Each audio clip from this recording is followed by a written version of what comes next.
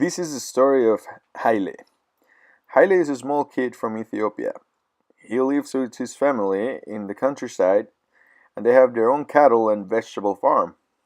They use the water to drink, to wash themselves, but also for agriculture. It is the only way to earn a living. Only 26% of rural citizens in Ethiopia have access to improved water supply, according to the UNICEF. This is mostly due to the distance between the village and the closest well. Haile has to walk a long time before reaching drinking water, for him and his family, but also for his animals and plants. During that time, he cannot attend school. He was chosen by his family to go because his older sister can suffer from discrimination at the well. It's also a big possibility that she can get harassed, molested, or even raped, since most of the wells are controlled by men. During the dry season, it often happens that when he arrives to a well after walking for 1 hour or more, the well is already empty because it's too shallow. Then he has to walk even further to look for another well that could as well be dried up already. He's one of the 300 million people in Africa that live under severe water stress conditions. He cannot provide water for his family. The situation can get even worse when it rains, surprisingly, since human and animal waste tend to being washed up to the common water resources, making them undrinkable. The pollution also comes from the cities through the river, so when it rains, the river discharges all the industrial and residential waste into the clean groundwater stock.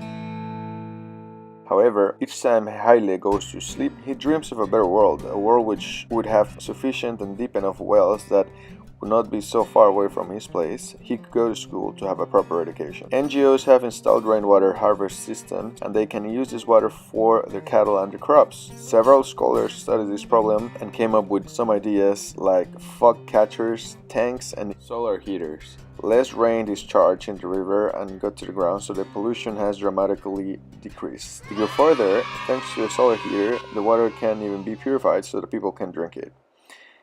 Haile also hears stories from neighboring countries like Kenya. His cousin lives there and comes to visit him occasionally. He explains to him the concept of seed balls. The people throw these in the wild. The trees are refreshing the air and humidifying the environment. Knowing that all the solutions that currently exist, Haile puts his hopes and dreams on the UN, the NGOs, and the local government. Meet Ajith. He's a rich Indian kid who moves back to Mumbai after 10 years of living in another city. He's very friendly and does not know anyone anymore in India, so he becomes friends with the housekeeper's son, Avinash. They became really good friends, and that is why Ajith always tried to visit Avinash's place. Even when Avinash considers Ajith as a brother, he keeps postponing the visit or making excuses. After months of missed meetings, Ajith decided to follow Avinash up to his place. When he arrived to his place, Ajith is really shocked by what he sees.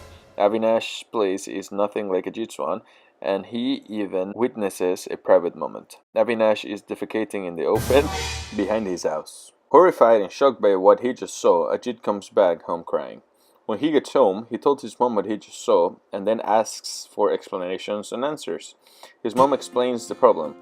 4.5 billion people live without basic sanitation in 2017, and in 2015 more than 892 million people practiced open defecation because they had no other solution. The problem is particularly important in India, where in 2015 less than 50% of the population had access to basic sanitation. 615 million people defecated in the open.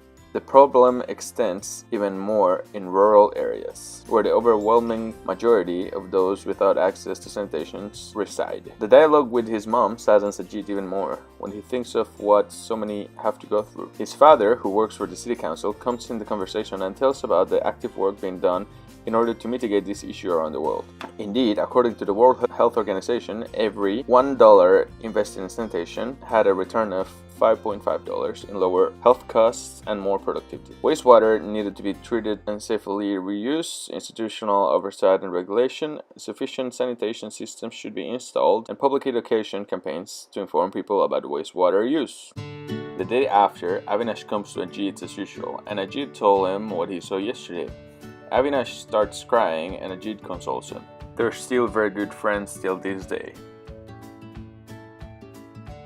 The subject of clean water and sanitation is still an important issue around the world. Through these two examples, we try to show you sadly in 2018, lots of people still can't have access to drinking water every time they want or don't have a safe system of sanitation.